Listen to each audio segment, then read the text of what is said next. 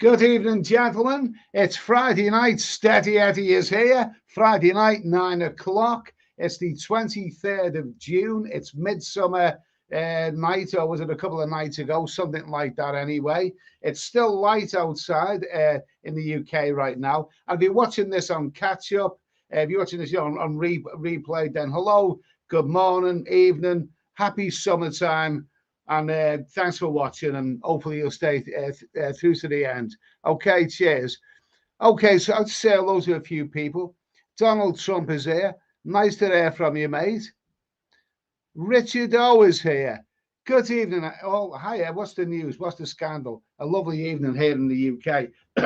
Well, a quick plea to people with regard to what's the story and all that kind of stuff. The story is that I was umming and ahhing about tonight's stream because really you run out of things to talk about and whatever. And so just a request. I put out a post the other week, for people to suggest subjects that we could talk about or questions and whatever. And please do so. Please in your comments. Mention anything that you want us to talk about on the show. Your suggestions are welcome, and I always mention people's names anyway. So obviously we need things to just to keep flowing and whatever. So if anyone's got anything to talk about, then let me know, or maybe even I'll open the phone lines and well, as I said, phone lines. I haven't got phone lines. I've got a mobile phone. Which is I'll switch on later and someone can call in if they want and to say something anyway. It's all primitive stuff, but maybe that's the way some people like it. Anyway, sceneries, hello and good evening. Nice to hear from you. Yours Travels, nice to hear from you, mate. Martin Ryder, nice to hear from you. I do believe in fairies, okay? Good evening. Lieutenant Columbo's glass eye, nice to hear from you, mate. McLaren, that's Clive. Mr. Steady, hope you've had a great week. Okay, cheers. Well, okay, nothing special. Not a rocket to the moon, but not bad. Leo Malley, good evening. Good evening, Lee. He's been on his travels and he's been some amazing places.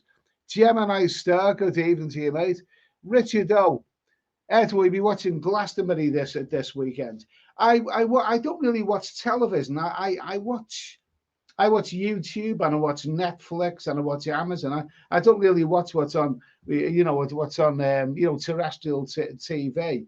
So, but I might see a little bit of it on YouTube replay or whatever if I think anybody's good. Good on. I mean, I think isn't Elton on? Isn't it Elton on? How old is he now? About 103 or something like that. Jesus Christ. Neil Fleet. Good evening, Neil. Nice to hear from you. Hey, Neil. I was looking at flights to Gambia the other day, and apparently the thing about African countries is that you need that yellow fever jab, don't you? I've had that before, but I don't really want to have any jabs or anything like that. But I was glancing at Gambian flights. Maybe you'll send me a message to tell me, give me some helpful hints about that place. The real Dutch Farang is here. Seamus Doherty, nice to hear from you, mate. I met you in Thailand, didn't I, in Pattaya? Nice to hear from you. Delayed Dave is here also. Nice to hear from you. I think I met you in Pattaya as well. The real Dutch Farang. What does this say? Yeah, all right. Whatever that says, anyway. Leo Malley. Hi, Eddie. Now in Solomon Islands. A few days here, then Pattaya for 2 weeks before going back to England. It's been great. Wow, Leo Malley's been some superb place. I don't even know where the Solomon Islands are. I haven't actually come across them. Where are the Solomon Islands exactly? My geography is only good for places that I've been to, but well done, mate. Anyway, David Coleman. Hi, Eddie. How is your Pride Day going? You cheeky. Are you seriously suggesting? I don't celebrate it. Moso Kenny. Moso Kenny, how the hell are you? Niall M. Let's see. Okay.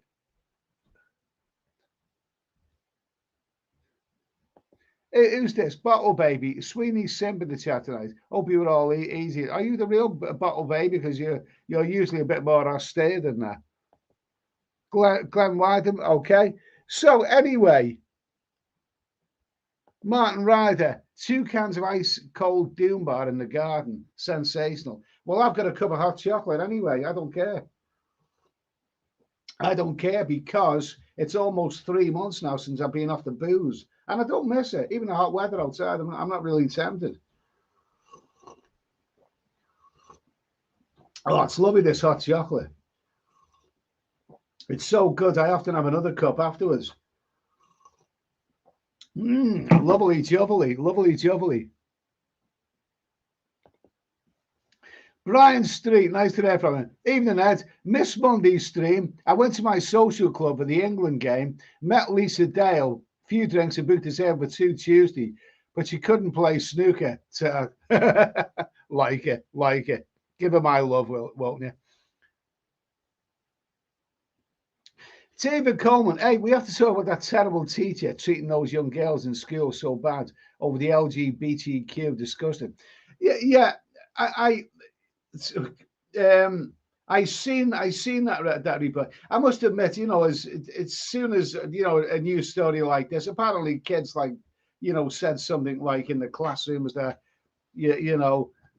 men have men's bits and women have women's bits, and one of them said you can't identify a cat, or it was something bizarre like that. As soon as it involves kids, I don't want to read it. I think it's the terrible teacher treating those young girls in the school so bad. Well, teachers have always been bastards anyway. Half of those teachers are probably probably teachers because they like to push around children. They can't bloody do that with adults. So anyway, but to hell with all of that. What's that? McLaren, I promise not to call tonight. Oh, your calls have been great. Your calls have been great. We need a few other people to call. I'll put the number on the screen sometime. During the course of the evening. During the course, but your calls have been great, Clive. David Coleman, everyone. I like to get people going. Okay. Thailand found. Hi, Ed. I've got the Thai girlfriend. I've got the Thai girlfriend coming to the UK this Sunday for 5 months. And any advice? Yeah. Hide your wallet and hide all your valuables. No, good luck to you, mate. Just kidding. Good luck to you, mate. Good luck to you. Well, good luck. You can't say more than that. You got a nice woman to snuggle up next to and all that. I mean, good luck. I can't give you any advice, mate, other than the obvious stuff. Enjoy yourself, but still hide your wallet. Leo Malley, Vueling Airlines seem to have the best prices to Gambia at the present day. I was looking at it. I think the thing that put me off was and also what put me off is that apparently the best weather is in the winter time, so there won't be any trip there soon. Apparently it's I thought that was a place which would be good maybe this summertime, but apparently the best weather is this winter. A friend of mine went to Gambia some years ago. He went, I think, in the month of January, and he loved it. Well, Neil Fleet absolutely loves it. Thanks for that. Anyway, Shane Rana, okay, nice to hear from you, mate. Gorilla in Manila in the house. Nice to hear from you, mate. I'll drink to that. Oh, lovely jubbly. Lovely jubbly. Glenn Wyndham. Eddie, you're doing better than those guys who were on that Titan submarine. Okay, we're going to talk about that in a minute. We have to talk about it because it's the story of the week, isn't it? Delayed Dave. Not had the pleasure meeting you. Never been to Pattaya. Really? Because I was in a bar somewhere and someone said, you know me, Delayed Dave. Maybe he was impersonating you. Okay, fair enough. Neil Fleet, no need for yellow fever jab for the Gambia. there isn't any yellow fever, but you do need the jab if you go to the next door country, Senegal. Okay, thank you for that. Thank you for that.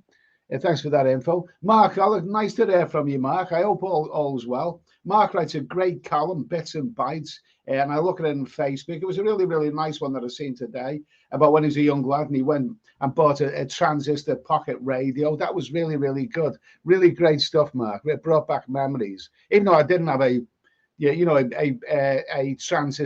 pocket transistor radio. It was the old way of doing this. It brought back memories of going down to saving your pocket money and going down to your local record store to buy, the latest, top 40 record and all that. Those are the days. Nice to hear from you, Mark. This is very, very extremely, and I mean, he's got a crystal ball, Clive McLaren. One question: do very rich people, i.e., multi-million and billionaires, think they're invincible? Very sad those poor souls lost their lives, but they each paid 250 grand US dollars to use the DIY debtor. Okay, now enough has been said about this. Said about this sub. I mean, personally, I would have. I mean, people are saying like it was knocked up in somebody's garage. It didn't look safe. It was strung together on a wing of the bread. Personally, I would have felt more safe going on the Beatles' Yellow Submarine. Personally, I would have felt more safe. So, thanks for that question, Mark. I'll tell you what. So no, Mark, Clive. I mean, Clive. Thanks for that question. No, not that one there. Okay, so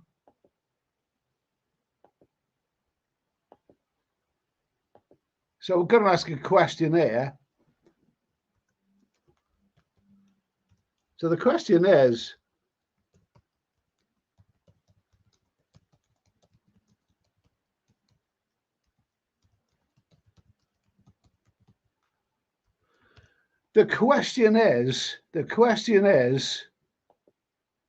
have rich people got more money than sense? I mean, the way I see it, it defies belief, really. Now, these were all intelligent people, but the intelligence and common sense aren't necessarily the same things. They were educated.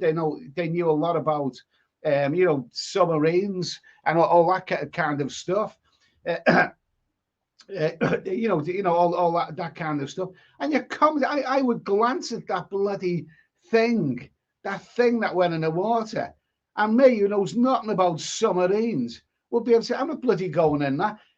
Of the 5 people, there was a young lad, a 19-year-old young lad. And apparently he didn't want to go on it, but he went on it to please his father. His father was also on there for Father's Day. I mean, if rich people got more money than sense, one of them was a billionaire. When I first heard the news story about this, the word billionaire came out. 5 people, are missing on a submarine, including a billionaire. So that was including a billionaire. But how can people so rich, intelligent enough to create vast wealth, be so bloody stupid as to do something like this? It's crazy. It's absolutely crazy. And also, look at other things. I mean, Virgin Galactic. When the hell's that ever going to get off the ground? Richard Branson's space flights. It seems like, for donkey's years, it's going to be the next big thing. When's it going to happen? I mean, I wouldn't pay that kind of money. I don't know how much it is to go on a spaceship, Virgin Galactic. But one of them is already bloody, come a crapper, hasn't it? So, it's all bloody crazy. Okay, so anyway, it's going to skip to here. What do people think? Neil Fleet. Flights to the Gambia and Dayton will become cheaper as fuel prices fall. Okay. Yeah. The Oz travels. Solomon Islands look east of Oz. Looks around 9-hour flight. Anyone know if you can fly direct to Thailand from Solomon Islands? Well, I haven't checked that one out. David Coleman, Eddie, will you take a trip in the next sub if you get a free ticket? If you get a free ticket, No, no. And these people paid paid $250,000 each to go on it. Absolutely crazy. Glenn Wyndham, have you thought about taking up knitting, Eddie? It goes great with hot cocoa. Well, in this day and age, there's nothing wrong with knitting, I suppose. Maybe in the freezing cold weather, good idea, that one. Paul Hoskin, should people be allowed to go down to the Titanic or not? Well, apparently this took place in international waters. So, yeah, there's going to be a big inquiry because that bloody thing just wasn't. Even someone who knows damn all about this sort of things, about the sea, knows that the amount of pressure when you're 2.5 miles down, the amount of pressure would cause that thing to disintegrate, implode, if you want to use that word. Crazy. The real Dutch Farang. Breaking news, though, we knew submarine going from Pattaya to Hua Hin and vice versa. I won't be on it.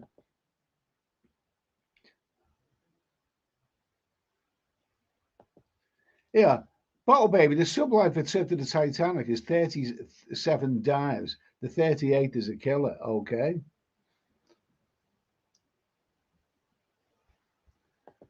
Martin Ryder, anyone looking for a bargain? Ryanair return to Morocco, around £70 return. Cheap hotels and fantastic weather. Ignore the hassle and play the bastards at their own game. Yeah, I've never been to Morocco. I think it is quite notorious, isn't it? It's quite notorious for the. It is quite notorious for the hassle, the harassment, and all that kind of stuff. Let's see if I missed anyone out here. Barry from East End, it's nice to hear from you. Anyone got any tips for Edinburgh? I've heard it's good. I've never been there. Yeah, who's this? Javier Lopez. Hi, Eddie. I like your T-shirt. Did you buy it in Central Festival in Pattaya 3 weeks ago for my next trip to town? Well, it's not actually a T-shirt. It's actually a short sleeves shirt. And I didn't buy it in Central Festival, but I did buy it in Pattaya, one of those marketplaces along the seafront.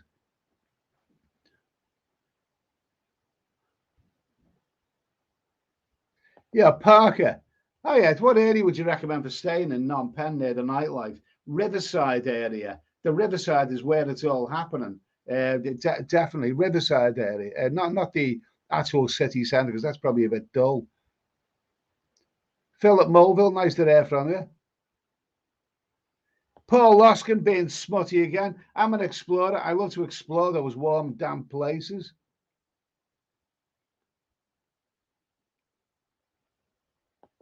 Yeah.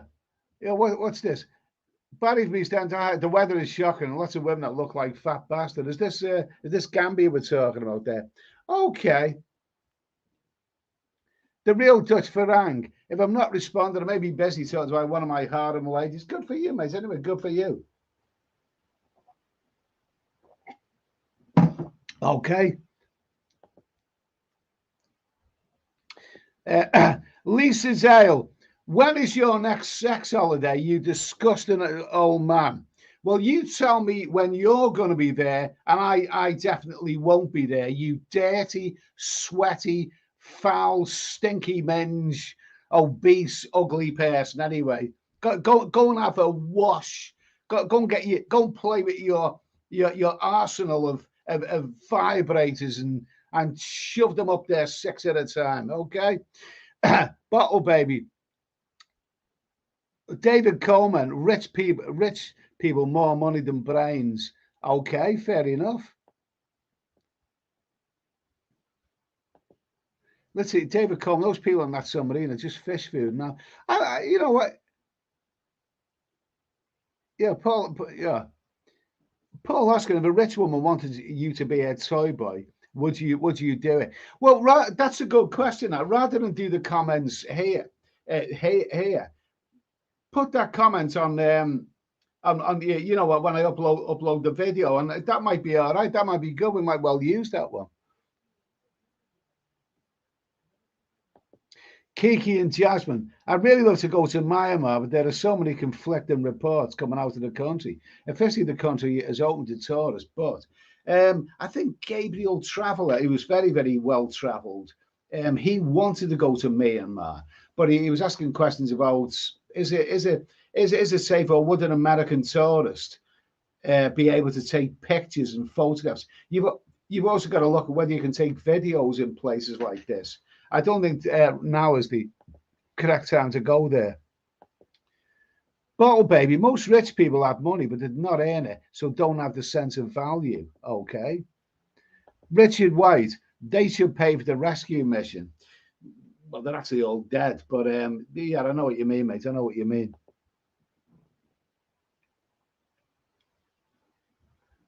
David Coleman, like John Denver flying a plane that he built in his backyard. Really? I never knew that. Is that really, he really built that in his backyard? That's crazy. When you think about it, a billionaire, it's got everything to live for. Absolutely everything. To risk his life in such a stupid bloody way. And what would he going to achieve by this? I mean, like going into space is one thing. I mean, that's one thing to be able to say that you've done that in your life.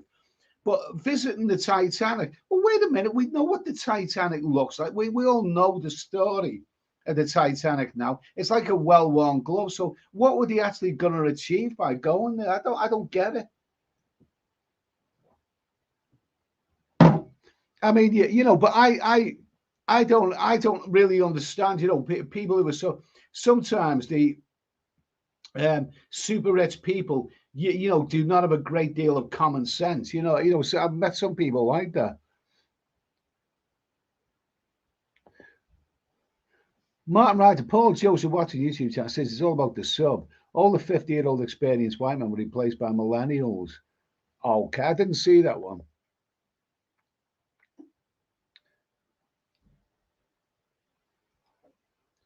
Seamus Doherty apparently they fired a whistleblower of the safety of the submarines a few years back. Okay, this will all come out. This will all come out. I mean, there's going to be a massive inquiry about this, but it's too late now. Locking the stable door after the horse has bolted. Crazy.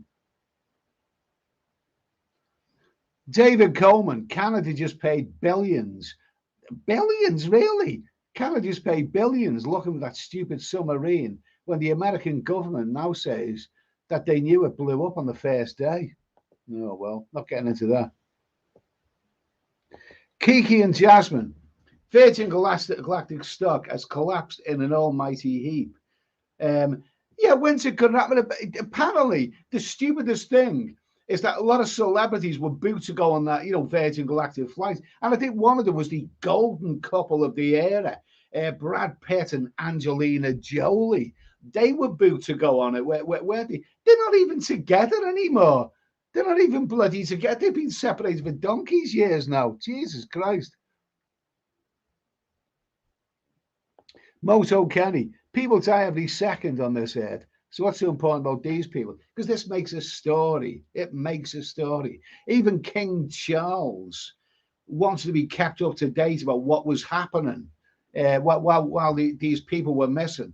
He wanted to be kept up to date about the latest developments. All this. He showed a keen interest in this, probably because he heard the word billionaire.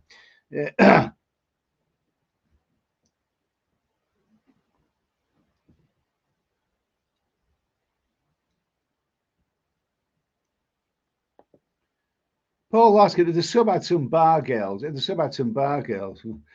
Did you actually see the interior? It's like a bloody minivan. It was smaller than a minivan. God, what a terrible way to die. All that money that these people had, and what a terrible way to die. Absolutely dreadful. Martin Ryder, if Ryanair did sub trips, not for me, mate. I'll give that a miss in future. Brian Street, come on, son. Yeah, come on, son. You will never forget looking at some metal at the bottom of the ocean. Total twat. Yeah. I mean, I was really distraught when I heard that the son, 19-year-old, 19, it's only a kid, 19, that he actually didn't want to go on it. And he just went on it to please his father. Dreadful. It's total dreadful.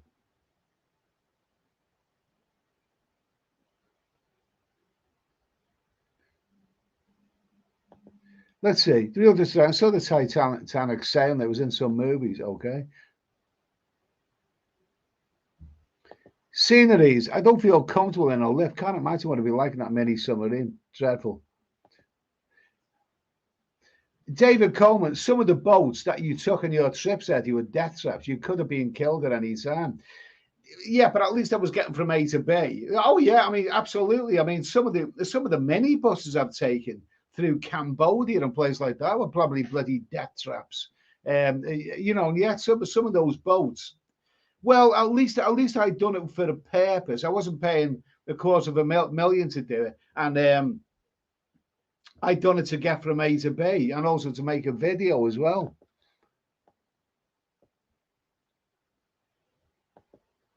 Yeah, McLaren, Elon Musk bought Twitter for $43 billion.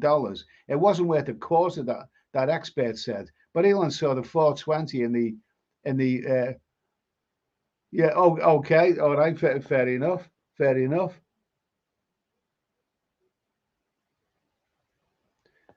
Who's that? Paul Oscar, Mr. Cameron's been down over 30 times. Maybe there's a bar down there. Are you talking about James Cameron there?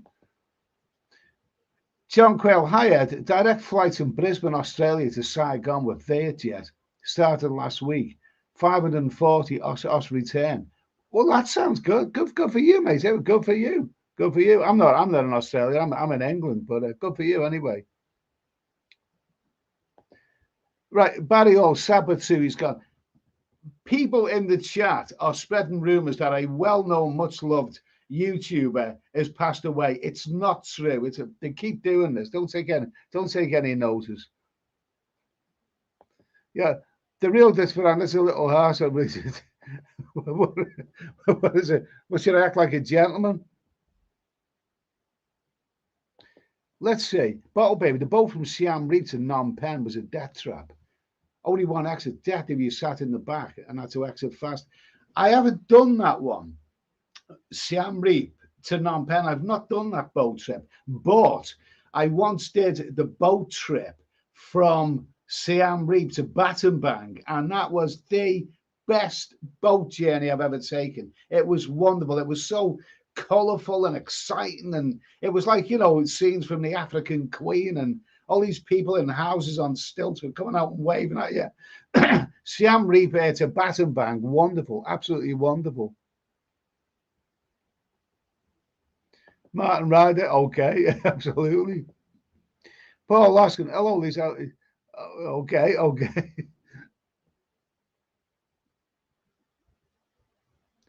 Wayne Ritchie. Hi, Eddie and everyone. I'm watching this Escape from Alcatraz with Clint Eastwood. I think it's one of his best movies. What do you think? I think it was at a time when Clint's movies went on a bit of a decline. He was making movies with the orangutans and that sort of thing. I always thought that was a little teensy weensy bit dull, that one. But maybe I'm not a fan of prison dramas. Super Stephen, thank you for that. Martin Ryder, top secret zone ahead, the sub implode on Sunday, but they never told anyone. Okay. Thailand fan, my Thai girlfriend is way more wealth than me, but I never knew that from the start. I was told that I'm a humble shop worker in the UK. Okay, good for you. Bottle Baby, like going to Everest. Yeah, people have died on Everest, haven't they? I mean, it's wonderful. I mean, to actually go to Everest. I mean, climbing mountains. I mean, I'd probably do something like that if I felt I was physically capable and skillful enough to do it. I mean, that sounds fantastic. But somehow being trapped in this little, and the thing with going to Everest, I think if you got to a point where you thought I can't go on any further, I think you'd always come back with that submarine. I mean, you're trapped, man. That's dreadful.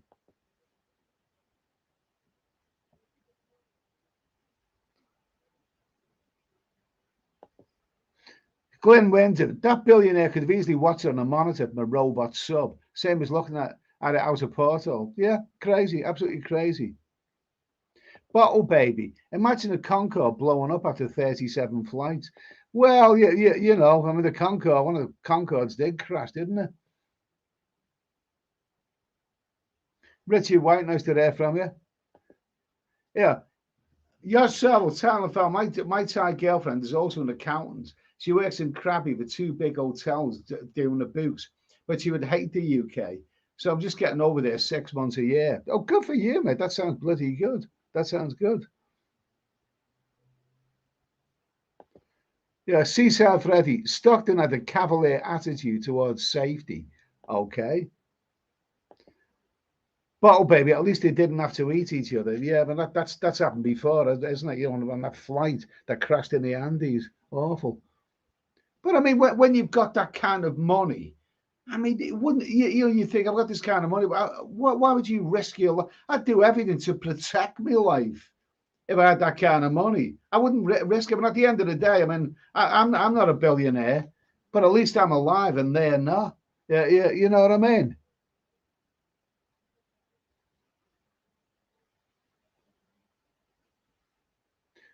Tandra, nice to hear from you. Tandra, hi Eddie. Talking to King Charles, he was very happy at Royal Ascot yesterday with the winner. Saw him from a distance. Oh well, good for you. Anyway, good for you. Nice to hear from you anyway, Tandra. Nice to hear from you. Hope all's well.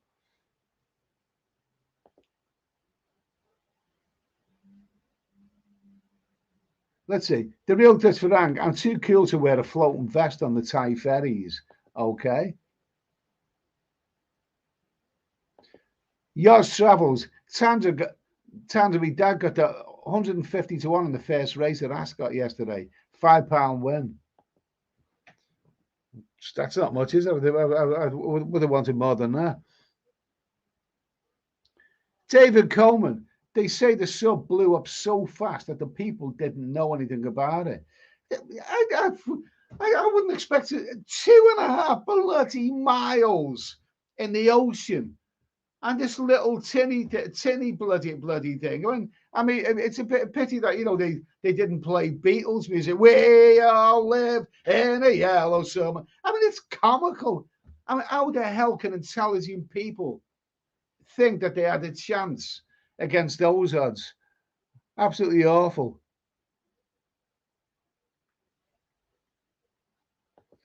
Yeah. Seaside Freddy, James Cameron's been to the bottom of the Marianas Trench 7 miles down. Really? Really? Yeah, Glenn Wyndham. I ought to die doing two chicks at the same time. Well, why don't you do Lisa Dale? She's the size of 10 of them. Seaside Freddy. I was on the ferry from Chumpon to Koh Tao, Old Wooden Heap. I got that ferry. I got the ferry from Chumpon to Koh Tao, and it was terrible. Was that the one where it was terribly rough water? I can't remember. There was one of them where it was rough water. Either that one and I can't. Oh yeah. I think I know what you mean. I got the ferry from Chumpon to Koh Tao. David Coleman, I got stuck in an elevator with a fat woman for 30 minutes. I had to keep telling her to stop breathing. So okay. Let's see. Yours travels. Sounds like no, I think he's got 755 back from a £5. Okay, that's better. That's more like it. Sandra, all I got is sunburn. Ascot. Well, nice to have a day out at Ascot. I wouldn't say no to that. Let's see. David Coleman, Bottle Baby, the sub blew up so fast that the brain couldn't register it. Okay. Let's see. Okay, I'm just gonna have my set. I'm gonna have my second hot chocolate. I'll be back in a minute.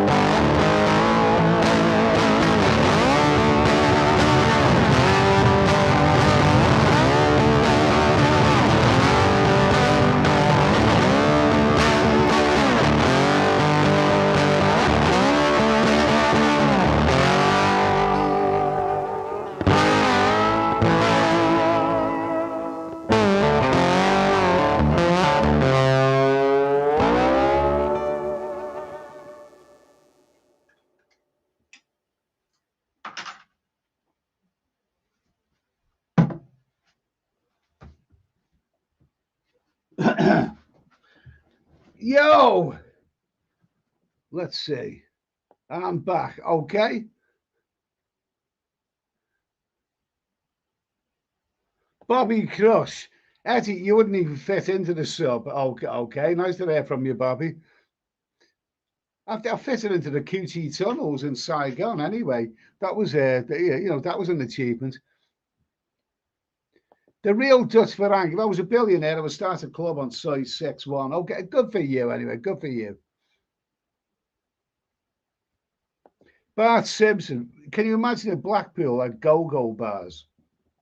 And guys flocked from all over the world for British more. Well, it did have bars at one point because I was at a few of them. I paid them a visit. Some of them were pretty good actually. Let's see. Bobby Crush. Oh, I didn't appear. That's a little teensy weensy bit tasteless.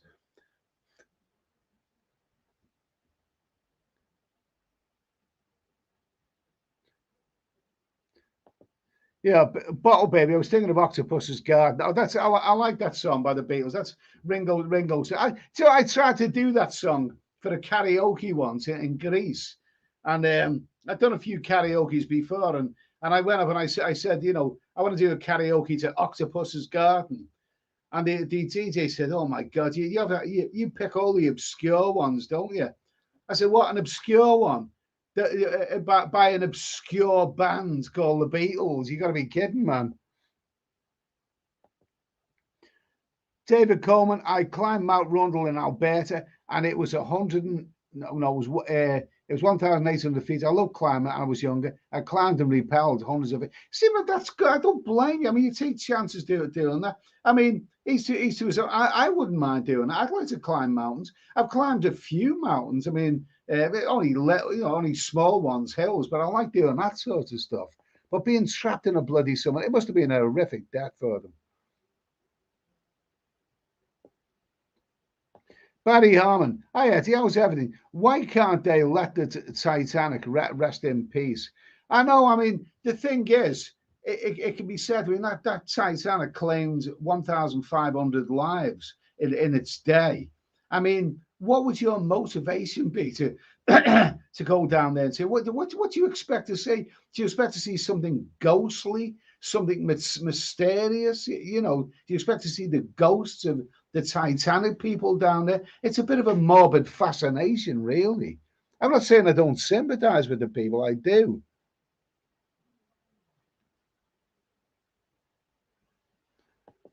Yeah. Rusty Lid, when asked what my home looks like, I show people a picture on our family estate, Powers Court in Ireland, even if it hasn't been in the family for over 100 years. Okay, good for you.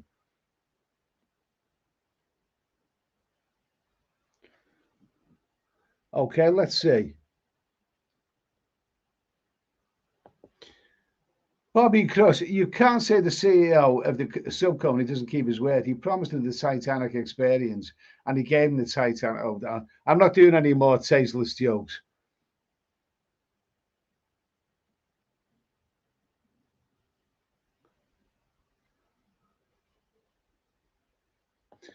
Who's this? Bobby Cross. Eddie wouldn't pay $250,000 to go on a sub. He won't well paying 10 baht on the BART bus. No, I don't. 10 baht on the BART bus has never changed in all the years we've been going to Thailand. It's brilliant value, absolutely brilliant. Stephen Tutty, even I'd never in the chat. Why do those billionaires look for those crazy death wishes? Maybe because they feel they've been there and they constantly want to push boundaries. They constantly want to, push the bar higher and higher and higher to say, look at me, I've been there and done that. I mean, did he think, I'm going to climb Everest? That people are going to say to them, you climb Everest. Well, lots of people have climbed Everest. So they've got to do something else.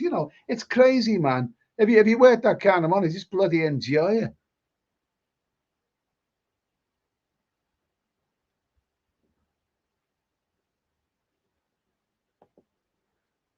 Bobby Cross, it's a shame this sub imploded.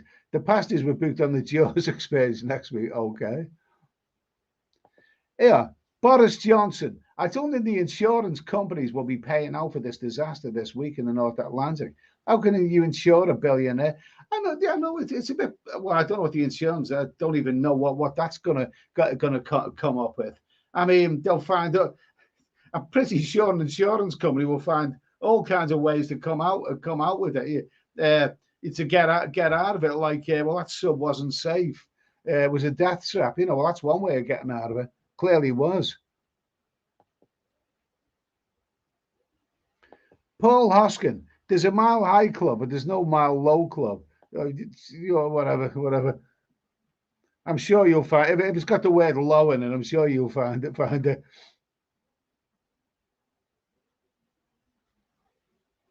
Thailand found the Titanic site should be regarded as a sacred site. It's been pitied enough now. Let it rest in peace. The ghosts have their revenge. Yeah, okay, fair enough. Yeah, let it rest in peace. Absolutely. David Mayer, nice to hear from you, mate. They do not think anything can go wrong for them. Yet they, like Clive said in his original question, I mean, they think that they're invincible. Crazy. Peter. Okay, how long have you not been drinking, Eddie? I wish I could do it. So bored now. I love a few beers. Well, it took me years and years and years of dreaming of doing it. I've been sober for almost 3 months now, and I'm drinking a hot chocolate. And later, when I want a cold drink, I'll drink my favourite, the Co-op Diet Ginger Beer. I like that. I really like that. Lovely stuff. You can live without beer. You can do it. I've done a couple of videos on this channel, so have a look at those. You know about stopping the boozing. The real Dutch Frank. I will never step in a submarine. I saw the videos of exploding jet skis in Thailand, throwing the driver in the air. Okay. So anyway, we're gonna. I think we've.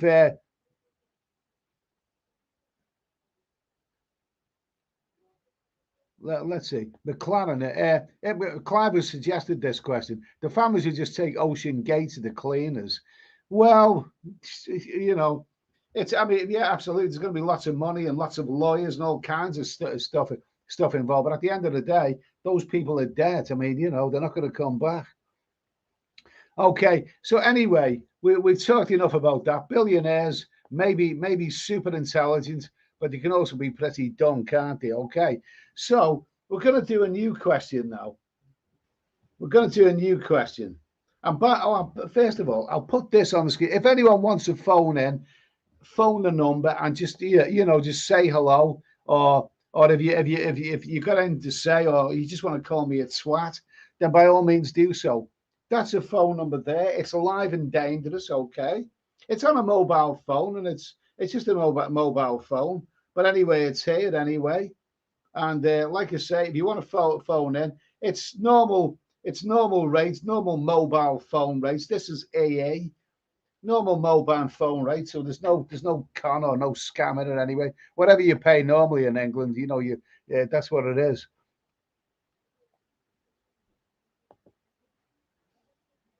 Boris Johnson, I saw earlier saying in the news another billionaire was offered a discount price of 150 no $15,000, but couldn't make it due to other commitments.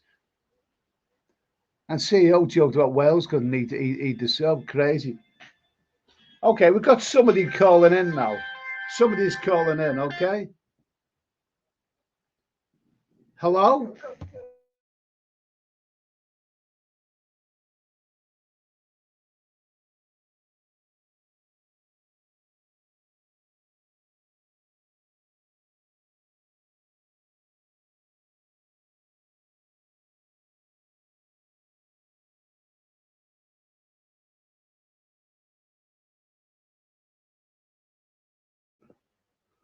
There you go. There you go. Something strange happened there. John Mitch. Anyway, nice to hear from you, John Mitch. How's it going?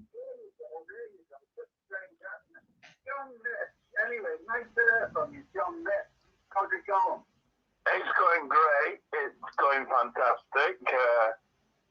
Just, tuned into you, saw the number. I thought, well, give him a call. Let's see what we can say. Okay, so this is John Mitch, who regularly comments on the chat. He's been watching the channel and the other channel as well for quite a while. John goes The John's done a lot of traveling. He lives in Ireland. You live in Ireland, don't you, John? Yeah. Yeah, that's where I live, Ireland. So how's things in Ireland these days? Oh, boring as hell. Absolutely boring. Really? And people keep saying to me, "You must go to Ireland, Eddie. Beautiful country." And yet you live there, and you say it's boring.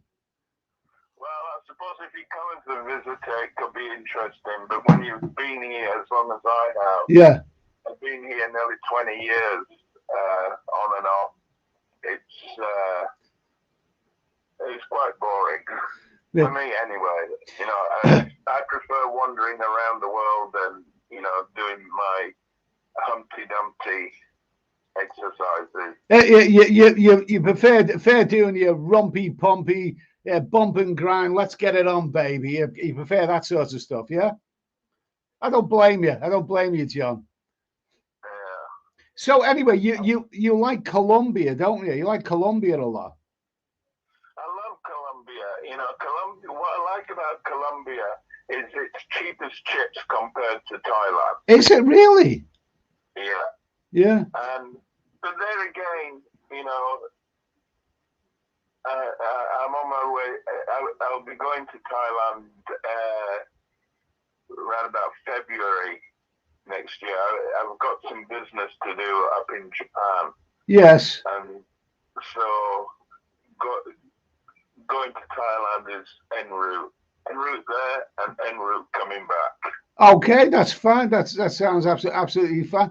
So about Colombia, I mean, I've actually been to Colombia about 12 years ago. About 12 years ago, 12 or 13 years ago, I went to Colombia, and a beautiful country, very very good looking race of people as well. But I did it as part of my big 6 month South America venture, and Colombia. I didn't go to Bogota, but I went to lots of other places there. But it came towards the end of my adventure, so I don't really claim to have made the most of it. Where exactly is your favorite place in Colombia then? Well, I like to hang around Bogota. There's other places which are even cheaper than Bogota. Bucaramanga, I can say, Yeah. is one place that's very cheap. And when I say cheap, it's cheap for Humpty Dumpty. Yeah. Yeah. Yeah. Cartagena is quite expensive. Yeah, I went there. That's where I went. Compared to other places. Yeah. I mean, there's nowhere like Thailand. Thailand's got so many bars and what have you. Colombia's, Bogota's just got like a small area of bars, but those bars are absolutely wild. Think of the windmill in Patia. Yeah. And that's all the bars in Santa Fe, Bogota. Santa Fe. Is that what it is? Yeah. Santa Fe. Is that an area of Bogota? Yeah. Yeah, that's the area. That's the red light area. That sounds. Oh, I've got to do some investing. That sounds wonderful. I never actually went there. I mean, I'd say one area that I went. I went to Medellin and Cali. I also went to Cali. And when I was in Cali, I met I stayed in a private house close to the town. But I met a guy, an English guy who was married to a Colombian woman, and he said, he hammered over the point. Don't believe what you've heard about this place being dangerous and all that. It's safe. Don't worry about it. And yet he'd actually built, rebuilt the house that he was living in, and there were all bars on the windows, and there were signs, "Don't open the door unless you look outside," and all that. Yeah, so it wasn't as safe as what he was making himself out to be. I mean, do you find it's quite reasonably safe there in Colombia where you go? Well, the way I look at it is, you don't carry anything valuable. Yeah. You don't carry an iPhone. You don't wear a gold chain. No. You don't wear a Rolex watch. You don't bring attraction to yourself. Absolutely, yeah. All right. And, you take precautions precautions. It's like if I go to Santa Fe, right, I'll take a taxi straight to a bar like Troya or one of the other bars. Yeah. And I'll just jump out of the taxi and straight into the bar. Now you can walk around the small part of Santa Fe where all the bars are. Yeah. All right, go from one bar to the other, but you just you don't get absolutely drunk and not know what you're doing because people will take advantage of you. Yeah, yeah. And it's just being very cautious. That's it. Just being cautious. All right, don't be an idiot. Yeah, well, it's like that in any country, really. I mean, don't be in it. Yeah. I mean, these places are quite. Some places are safer than others, though. Colombia does have a reputation, and I didn't have any problems there. And I walked around, I walked around the day and night as well. But wonderful place, and also don't get involved in anything that you shouldn't get involved in. Like all the the naughty substances and all that kind of stuff. Oh yeah, absolutely. Stay away from. Yeah, stay away from any of that. You got to watch your drinks as well. Yeah. Because some of the ladies, they're part of gangs, and they'll try and spike your drink. Yeah.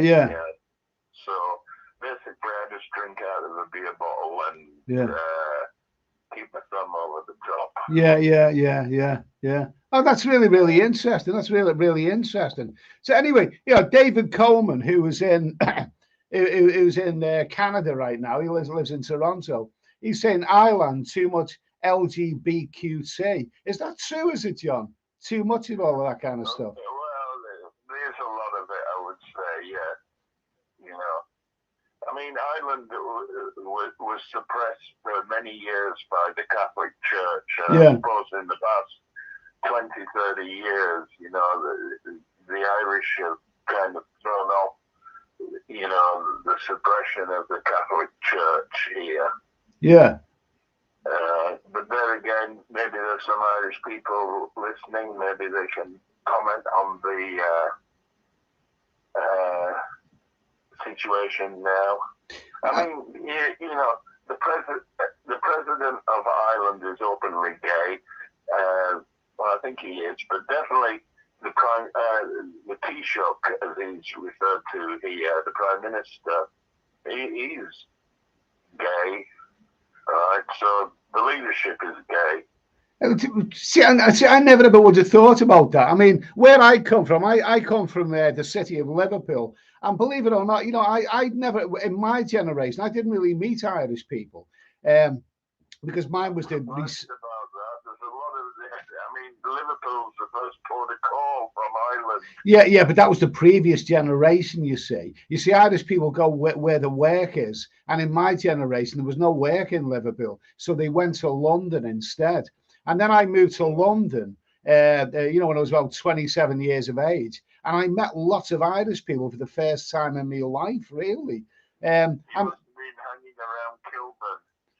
Well, no, everywhere. Hounslow, Southall, they were all over the place. I mean, they went there looking for work. But the Irish people, as you describe it, I mean, the Irish people that I met in those days, they wouldn't be the most politically correct people. They wouldn't be tolerant of any LGBTQ tips or whatever. They wouldn't be tolerant of that. So things have clearly changed, haven't they? Really, I mean, Very like much so. Yeah, it has changed. I know quite a few, gay people, and just professionally from work-wise. Yeah. I've met them. I'm surprised. I didn't think Ireland would have people of that nature. I couldn't imagine a gay Scotsman. I just couldn't imagine it. I just couldn't. I don't know. That doesn't sound very politically correct, but I just couldn't imagine it somehow. Let's see. Okay. So anyway, yeah, who's this? Mice is my issue if I go to Colombia. I know I'll want to do the white gold. I'll just say no. Don't get involved in anything that you shouldn't get involved in because you can easily be blackmailed. That's your thing. This is why, isn't it, John? That people, come and stuck in these countries. They get involved in for all the ones they get involved in things that they shouldn't get involved in after, despite all the warnings. Absolutely, Yeah. I mean, they regret it. They come to regret it. Yeah. Yeah. I mean, having to spend, especially in places like Thailand, if you have to spend 30 years in the Bangkok Hilton. Yeah. That's not a place where you want to. Yeah. John, let me tell you. Let me tell you where I live, and I live in one of those sad little bloody towns. Which is well, sad little Devonian towns, basically. Where I live, I know personally a network of drug users. I just know them sort of socially. They're a network of drug users, and I know some of these people go to Thailand and Malaysia, and they've been to Thailand and they've been to Malaysia, and they've never given it in, but they like going to Thailand and Malaysia. And I think you're an addict. I mean, I can't believe that you were going to these countries and not doing the stuff that I know that you do. So for all the warnings, I mean, whenever I hear people being arrested for for drug offences, I don't really have any sympathy for them, really, because I mean, they shouldn't be doing stuff like that. Similar, yeah. Especially in Southeast Asia. Yeah.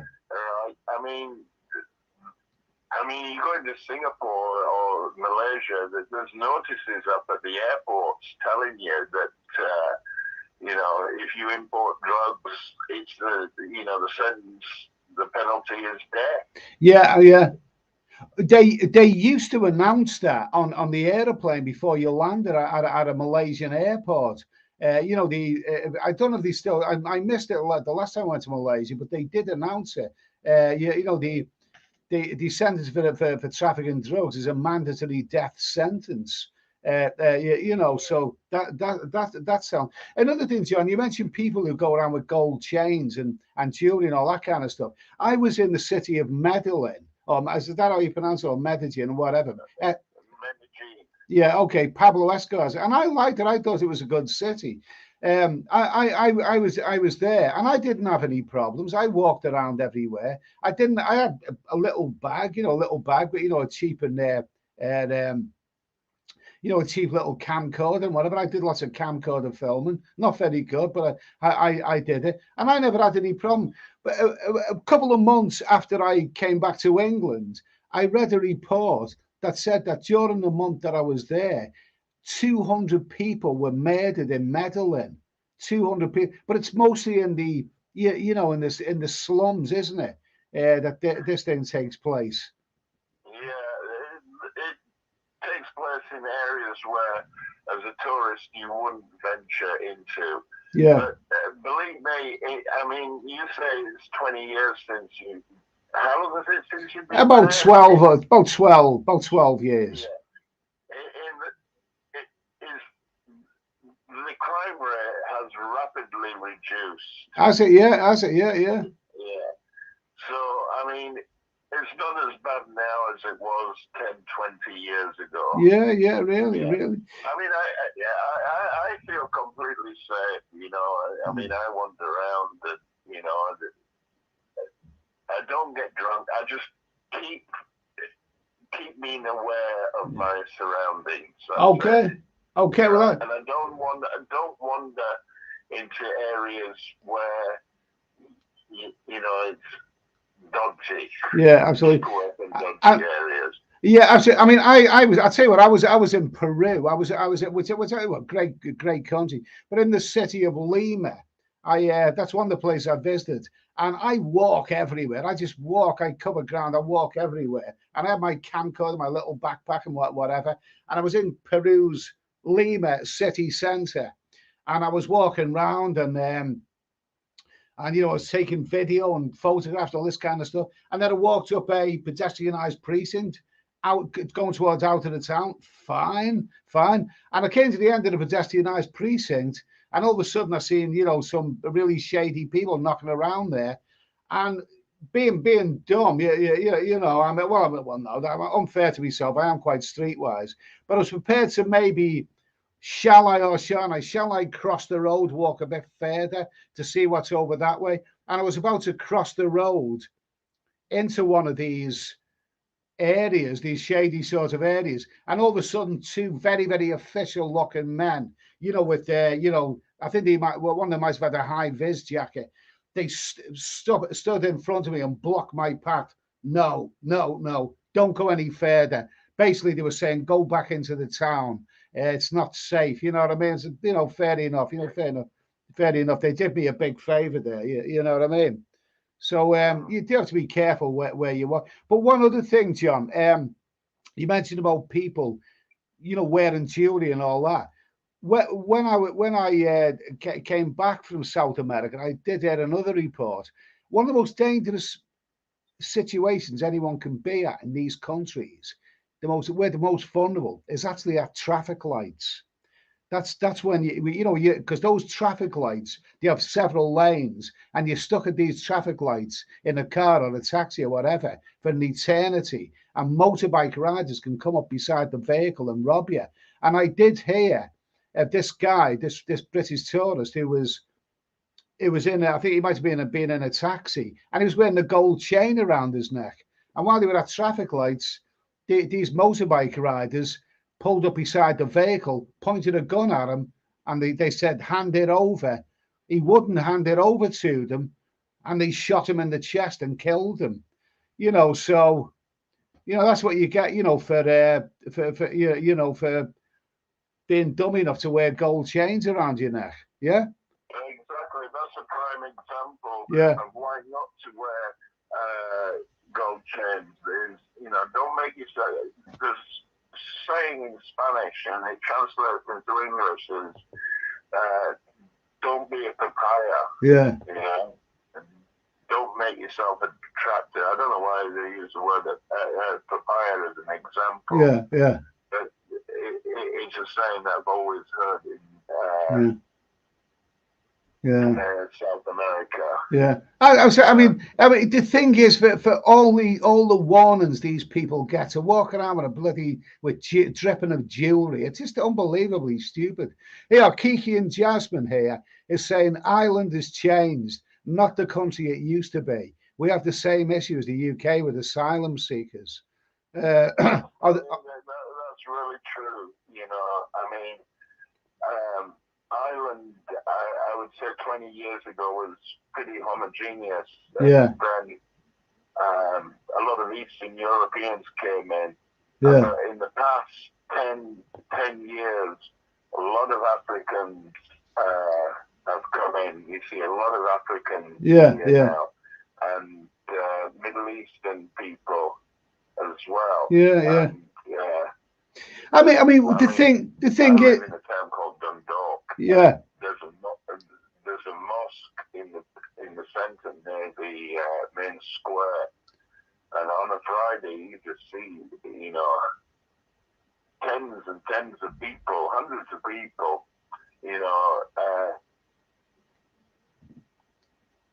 and it sounds kind of bizarre. It sounds kind of bizarre. I mean, because when I worked with Irish people, sorry,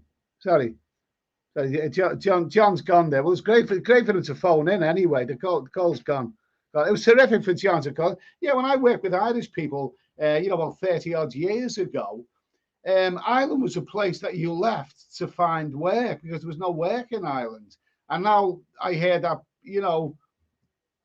Africans and Middle Eastern people are heading there. Why? I mean, why? I don't know. I just don't get it. Anyway, if John doesn't phone back, then a big thanks to John Mitch for phoning in there. That was really, really great to hear from, and he's been a good guest, and he's given us lots and lots of really, really good information there. So thanks, John. Anyway, let's see. Okay. Sergio, chow gangs of Lima, Peru, called piranhas. The chow, I call them crafty bastards. I think it was in Cusco in Peru. You know, all the youngsters going around with the shoe shine box. You know, shine your shoes in. I thought, oh, what the hell? I have boots on there. I thought, what the hell? Nothing better to do. I think he said something like 50 cents to shine your shoes or something. All right, go ahead. So he was shining my boot. And then he said, do you want the other one done as well, sir? I said, what? He said, no, that boot, that is 50 cents. It's $1 if we do both of that. You cheeky little bastard. Cheeky little bastard. Seaside Freddy, heard of someone getting their hand cut off to get the cell phone in Thailand. Okay. That's truly dreadful. Bobby Crush, Ireland is a country immigrants go to as they have very generous benefits and they get priority for brand new housing. That's dreadful. Martin Ryder, Ireland used to have laws where if anyone was born there, they got citizenship. Plane loads of pregnant Nigerians flocking in. This is absolutely terrible. Anyway, a big thanks to John Mitch for phoning in there. We've had a call tonight anyway, so I think we'll do with that one. I've got another question coming up very, very soon. I'll be back. I'm going to go and grab a cold drink. We'll be back in a sec.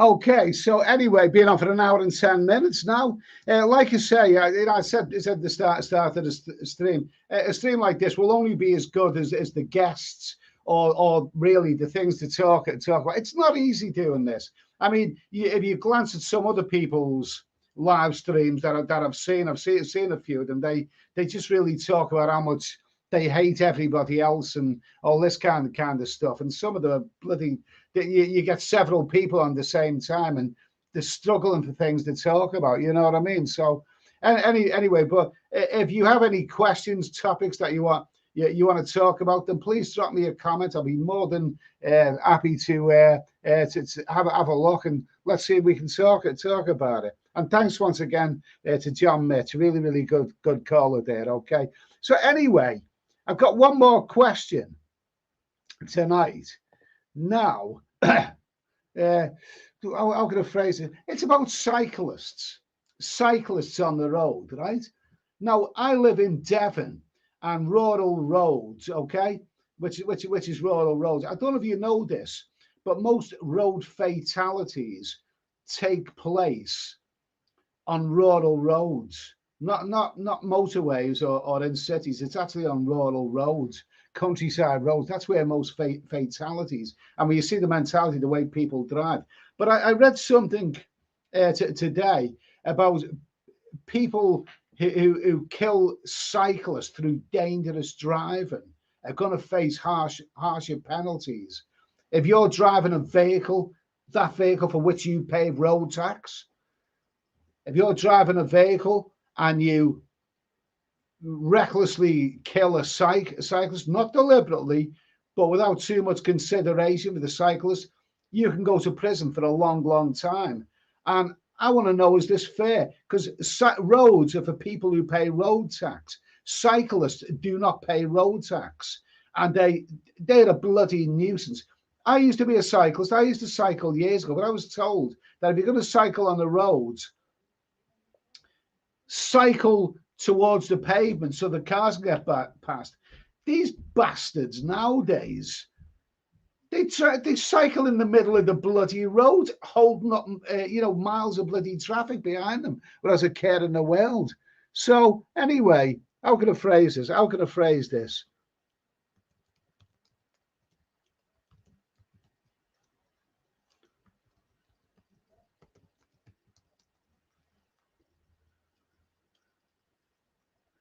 Yeah. Oh.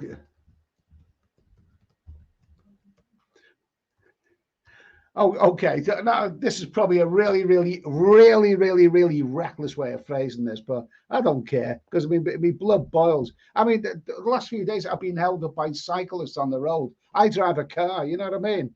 Should cyclists be given any consideration? In other words, no, roads are dangerous. They are very, very, very dangerous. And like I just said before, I live in rural England, and most road deaths take place on rural roads. They're extremely dangerous whether you're driving a car, motorbikes. Whenever I hear of a bloody big crash taking place, my first question is, yeah, I bet it involved a motorbike as well. And quite often it does. I mean, I've known motorbike fatalities down there, but cyclists shouldn't even be there.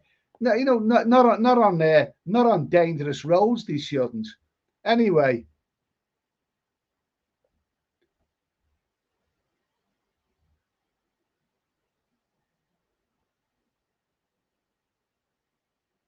Yeah, Carl.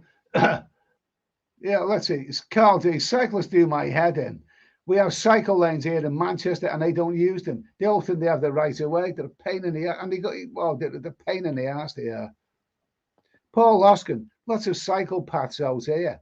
Well, there's no cycle paths where I live. On the rural roads. I tell you what. I've been driving along this rural road, and there's been traffic. The traffic's moving at a snail's pace. And I thought, why is this? Why is the traffic moving at a snail's pace? Don't tell me someone else has put a bloody temporary traffic light up ahead. And then when I finally got to where the reason is why the traffic is moving so slowly, is some bloody idiotic cyclist is holding up all the traffic. He shouldn't even be there. He shouldn't be on the road. Martin Ryder, Eddie wears a full Lycra bodysuit complete with a hood when he cycles in town. Okay, you wouldn't want to see me in that. Chopper Harris, Eddie, last time he was on a bike and it was a chopper. No, I had a Panther. Thailand fan, don't even get me started on the wannabe Tordy villas. Cycling who in their own race, Lycra clad 60-year-olds. Oh, no, they're bloody stupid.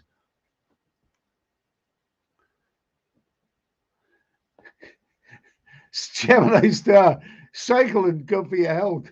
None of you get bloody killed, it isn't. Yeah, Jibber and Rack, patience is a virtue.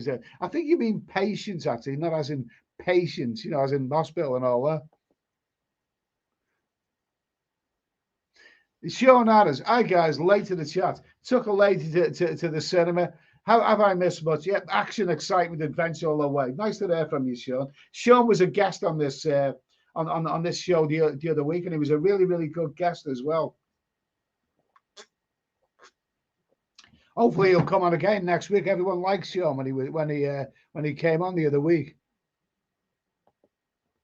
Cesar Freddy, that's San Francisco. Here in San Francisco, the cyclists have the right of way, and they don't want to stop at stops. Oh, bollocks to them.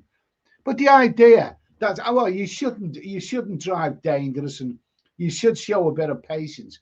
But rather than bring in this rule that drivers are going to face harsher penalties, if they kill cyclists, how about making a rule that the cyclists shouldn't be bloody there in the first place? Yeah, Mister, painted line on the was bicycle lane here in Phoenix, Arizona. 2 lanes in passing. Okay, thank you.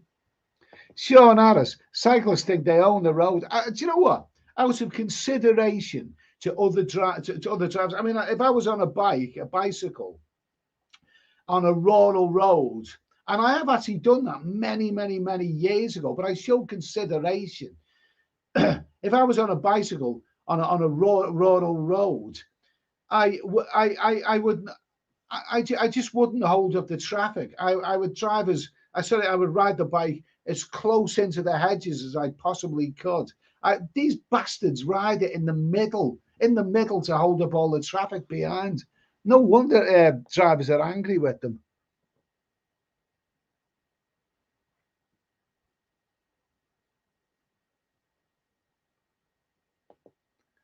Ian Barton, nice to hear from you then. Oh yeah, I used to cycle everywhere until my mortality risk got to me.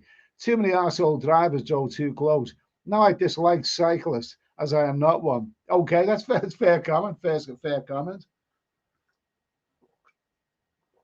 And also, I mean, on rural roads, I've had some near escapes because what you do, you try and find, a way to overtake these cyclists, but it pushes you out into the road, and then it becomes dangerous for you with head-on traffic. It's crazy. Bottle baby, cyclists here scream with the fist of main traffic. Okay. Rusty Lib, many cyclists also own cars, so they do pay tax. Well, can they prove? Yeah, okay, possibly. But I think they should pay. Let them drive the car. Really, I don't know. I no patience with them.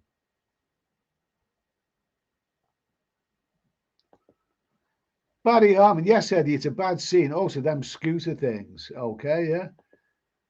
Paul Hoskin, lots of people take their kids to school on their bike now. I've seen that. I wouldn't do that.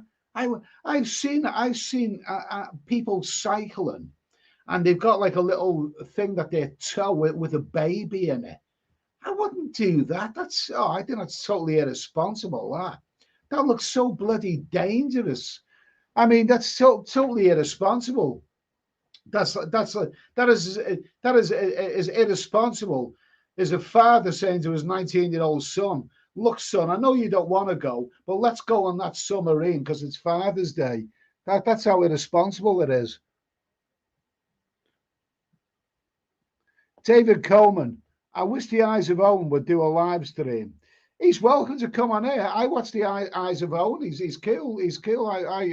He's done some good side videos. He's welcome to come on here or do a live stream. Ethan, man, nice to hear from you. Martin Ryder, they have the annual Naked Cycle Rally here in Colchester. How do I get to Colchester? I wouldn't mind seeing that. I think I'd like that. When's that taking place? When's that taking? Oh, I wouldn't mind seeing that. You can actually get some of them on YouTube, some of those naked, because I think it's classed as educational, naked cycle races, and you can actually get some of them on YouTube. So I've heard, anyway.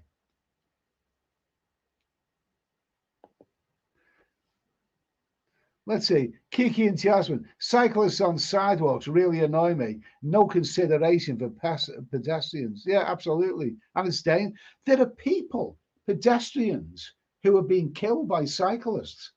Somebody cycling out of speed is bloody dangerous. Cycles can be dangerous even without cars. If you go to Amsterdam, I mean, I was walking through Amsterdam of a night time, and I was walking back to the hotel, away from the the red light area, and I turned the corner on this dark road, and there was a young girl lying knocked out on the pavement on her bicycle. I thought, oh my God! All of a sudden, some other people rushed, and then they rushed to help her. But oh my God, that is dreadful. Cycles are dangerous. They're bloody dangerous. They are. Kiki and Jaswell, yeah, okay, we said that. Sean Harris, what about those scooter things? They're a menace. Oh, those. I don't know. I mean, grown men who ride scooters, and I thought scooters were bloody kids. They look a bit ridiculous, don't they? Small town Eddie, you're lucky to live in Devon. It's nothing lucky about me, mate. McLaren, I hate it when cycle clubs form pelotons and in groups of 20 to 30, and you're resigned to 25 miles an hour. Oh, that's terrible. I'm a cyclist when my leg is cooperative, but that really pisses me. Oh, yeah, cycle. Yeah, absolutely. I mean, they shouldn't be on the road. They shouldn't be on the road.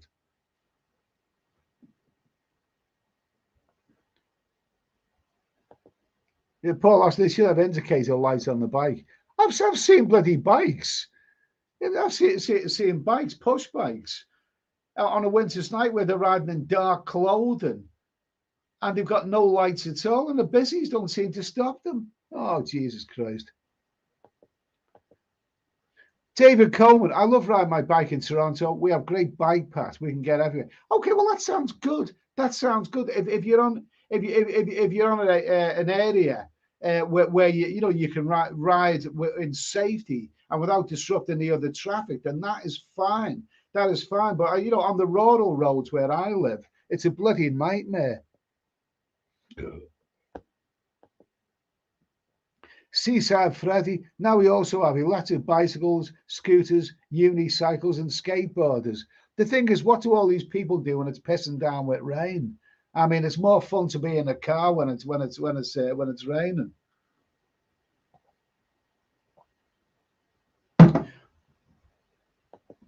Yeah. Ian Barton, high interest rates are good news for the likes of me. No mortgage now and always being a saver. Good for you, mate. Good for you. Good for you.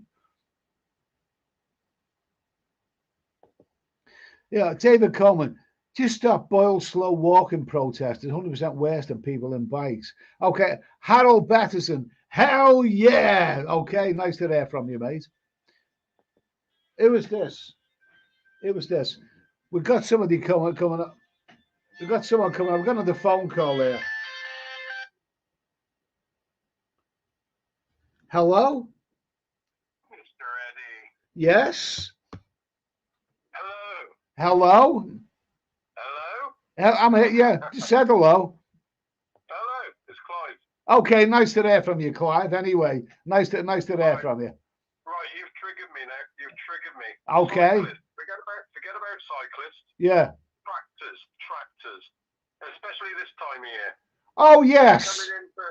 It's coming into harvesting time where they're harvesting all their berries and strawberry time and stuff like that, and they're bringing in all their equipment, and it's going to be bedlam on the roads now for a couple of months. Yeah. Well into like the autumn. Yeah. And it's okay, the odd one, like the odd tractor, but it's one after another, after another, after another.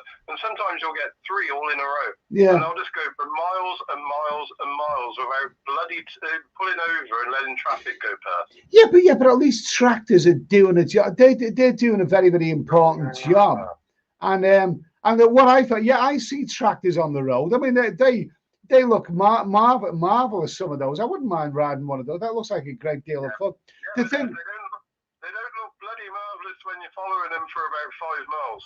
Okay. 20 miles an hour. It is a bit of a pain, but what I tend to find with the tractors where I live is that when I'm driving, somehow they turn off into a farm pretty soon. Maybe I was traveling for miles and miles and miles, but some of them tractors can get up a good speed. I mean, when it comes to that, temporary lights are worse than tractors. They're dreadful. They are. In Herefordshire though, Herefordshire is proper arable and orchard, country basically. Yeah.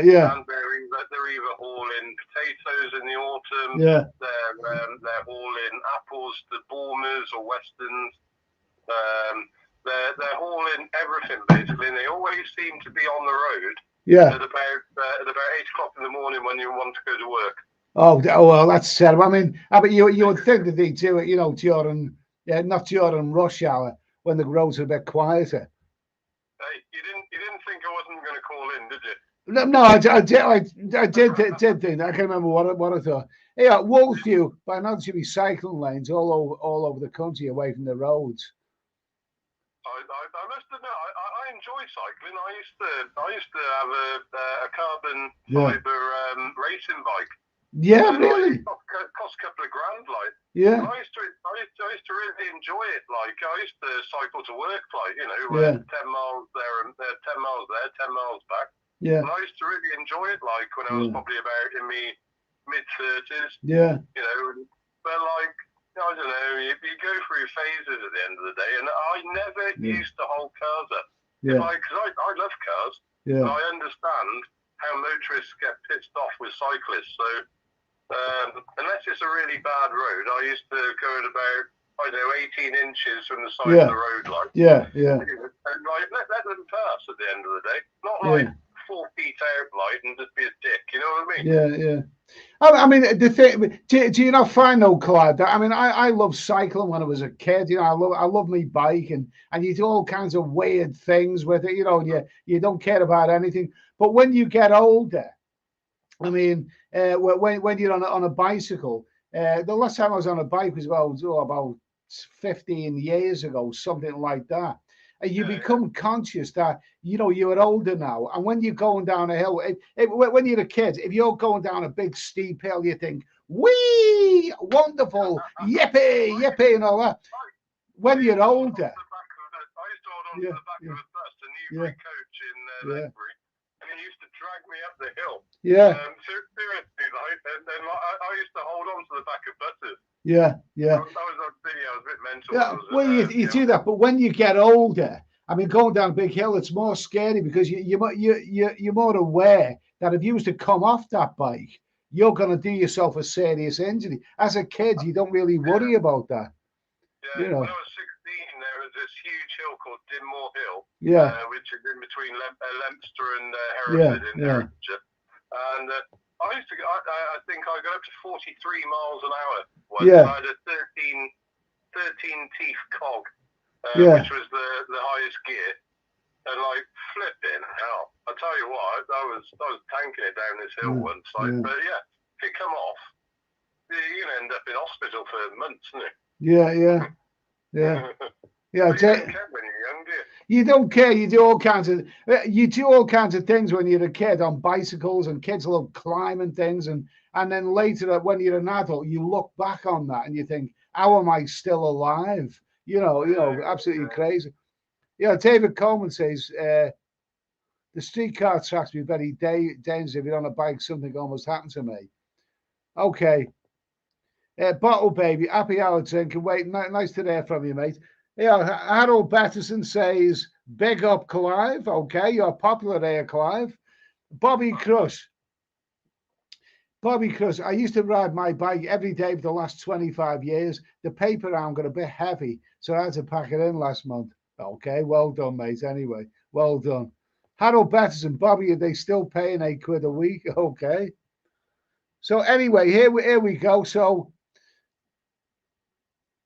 let's see. Okay, Martin Ryder is off. It's wine o'clock. Have a great weekend. Okay. So we're gonna pack in now. We've been on for 1.5 hours. Anything else?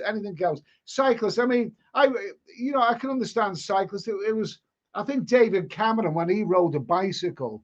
I mean, it sort of had a bit of a resurgence cycling. I knew a few people that got bikes then because it seemed like the trendy thing to do.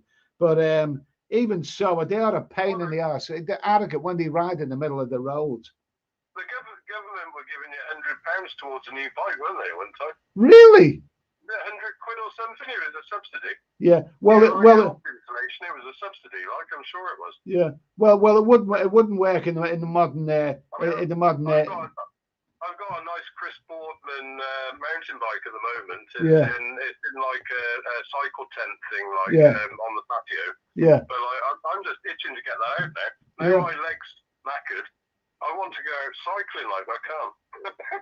Okay. It's weird, isn't it? It's weird because I've got so many lovely lanes you can cycle around. Because I live at the foot of the Malvern Hills, just outside Malvern. So, I mean, it's a great place to go cycling. Yeah, it sounds good, but I mean, it's when you're the driver, you just see it in a different way. Oh, you just want to run them into the ditch, don't you? Yeah. Did I just say that? Sorry. Absolutely. Okay. Anyway, I'm going to just finish off with this quick little question.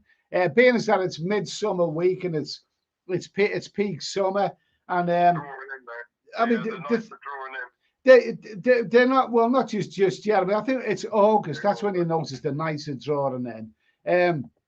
But this is just a quick question. Do you prefer light or dark nights? I think I'm in a minority because I actually like the dark nights. I think we do winters rather better than we do summers in this country. I love summer. I love summer. Really? Yeah. I'm a sad person. Yeah. Is it, what was it? Something disorder. A seasonal adjustment disorder or whatever it is, yeah. I'm affected by that, I think. I think I'm affected by that. I feel depressed in the winter. Yeah, I feel that way about rain. It's rain that depresses me. It is rain. I mean, it's I don't mind the cold weather because you can always wrap up in the cold weather, but it's the rain really that gets me down. I hate the cold. I hate the cold. I just cannot abide the cold. Yeah. I really can't, seriously. At the moment, we're having some nice summers now. I mean, global warming. Yeah. It is global warming's all about. Yeah. I mean, we'll be dead by the time we have to tackle it. Yeah. I mean, you know what I mean? So yeah. I mean, it's a very selfish point of view, but I mean, I don't like Greta Thunberg, so. Yeah. Oh, I can't believe it. I mean, Greta Thunberg. I don't like the idea that intelligent people will take notice of some snot-nosed kid. I wouldn't listen to some snot-nosed kid telling me what's what. Can I say something? Go on. No, you. That was Greta Thunberg, sorry. Oh, that was Greta Thunberg, was it? Oh, say it again. Say it again. Let's hear it. You. Oh, is that Greta? Is that what she talks like? She's an annoying little kid. Kind of quote. Yeah. How dare you? I mean, the thing is, you stole my youth, you stole my, whatever. It's all bizarre, I mean, listening to her, she's doing rallies, and all of these people are listening to her, treating her like she's the Messiah. She's a snot-nosed brat. That's what she is. Jesus Christ. Cannon fodder. David Coleman, who loves tractors, they're very interesting. No, tractors are, but not when you're sat behind them in a car. Watching people, Rusty, they're watching people who can't see their own gear without a mirror complain about people who exercise. Okay. So anyway, I prefer, what's this? Bobby Cross, since the global warming, the 3 degrees haven't sold a record. Oh God. 3 degrees. They were Prince Charles' favourite group, weren't they? Prince Charles used to love them. Yeah, Ricardo. I love the summer. It's my favourite day of the year. Anyway, I've had enough. We've been on. I mean, I prefer the dark nights better because I just think in Britain we do winters rather better. And there's something about in an evening time, sitting down to watch a movie, at 7 o'clock in the evening when it's nice and dark. Right now, it doesn't go dark until about 10 o'clock at night, so it's not really the same. I like it, Ed. I think we're polar opposites in that department. Polar opposites, get it? Oh, polar opposites. Okay, David Cole. I have to use 3 locks in my bike in Toronto. It's the bike theft capital of Canada. Okay. Anyway, I'm going to end it there. Clive, it's great of you to phone in. It's always a pleasure when you phone in anyway. Okay. So I'm going to sign off now anyway, and hopefully I'll see you soon. Have a great weekend. All the best. Okay, so that was Clive anyway. Always McLaren F1. Always nice of him to phone in. So anyway, I'm going to finish anyway. We've been on for 1.5 hours. Couple of quick little comments. Sean Harris, I went to see the Wicker Man 50th anniversary. They had a talk beforehand. They interviewed Britt Eklund. She had lots of work on her face. Didn't realise she was still alive. Okay. Bobby Crush. Okay, thank you for that comment. Seaside Freddy. Okay. So anyway, like I say, if anyone's got any suggestions about things that we can talk about, questions, whatever you want to talk about, drop me in a message in the comments, and we'll talk about it. Because like I say, these kind of streams only keep going because of your input anyway. So it's great to have you guys here. So I will say thanks for watching. Have a wonderful weekend, and I'll be back on Monday at 9 o'clock. All the best, guys. Cheers.